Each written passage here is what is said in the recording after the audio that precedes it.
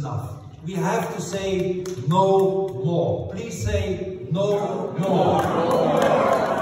No more terror. No more Sharia law. No more anti-Semitism. No more legal jihad. No more evil. No more political weakness. No more Islam. Stop selling us out. My friends, the essence of my speech today is that Europe is in the process of being Islamized, and it's getting worse by the day. And if we don't fight back, we will lose everything. Indeed, we are facing the first and most major existential threat in the first time since the Second World War. The ancient heritage of our forefathers is under attack, and we have to stand up and defend it. A century and a half ago, here in America, a young president said exactly what I mean. And this is what Abraham Lincoln said in the year 1862. The dogmas of the quiet past are inadequate for the stormy present. The occasion is piled high with difficulty, and we must rise with the occasion. As our case is new, so we must think anew. We must disenthrall ourselves, and then we shall save our country, end of quote. And I can think of no better moment to defend our freedom than now. And it is up to us to let as many people as possible to realize this. For we are the free men and women of the West. And freedom is our birthright. And those who want to deny liberty to us do not belong to our society. It is as simple as that. So this is what I believe we Europeans, we in Europe should do. And maybe you should do the same, but that's up to you. First, stop pretending that Islam is a religion. Islam is not a religion. Islam is a totalitarian ideology based on conquest, submission, and violence. Islam is not a religion.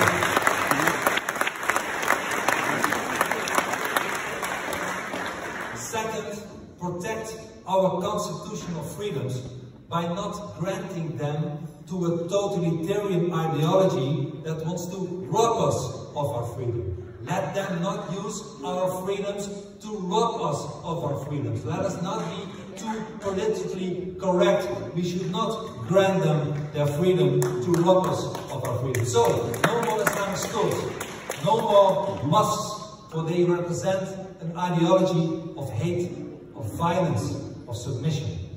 Third, we should stop the immigration, full stop the immigration from Islamic nations.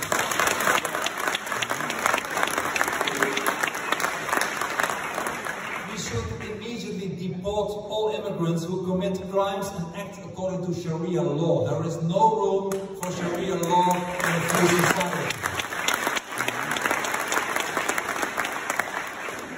Fourth, we must all and always support Israel and allow them to protect themselves against vicious enemies like the Islamic Republic of Iran.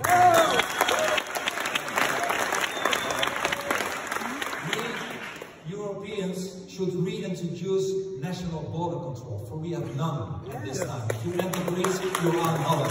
We should reintroduce national border control. We should introduce, like the Israelis do and have, administrative detention to detain potential terrorists. This is what we should do.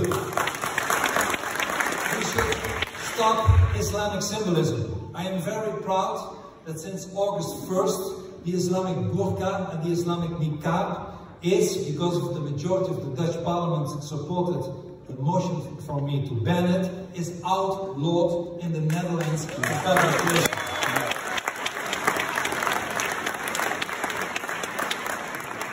And we should, of course, to be able to speak the truth, introduce a European kind of First Amendment so that Islam critics cannot be prosecuted anymore.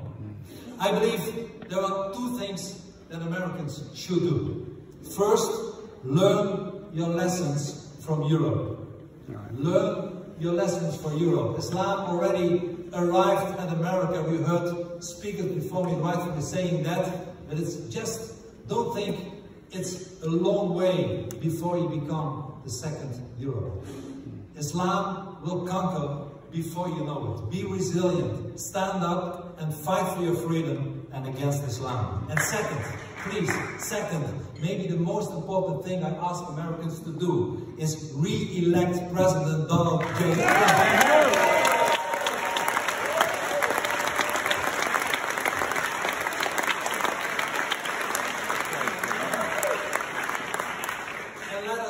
Be afraid.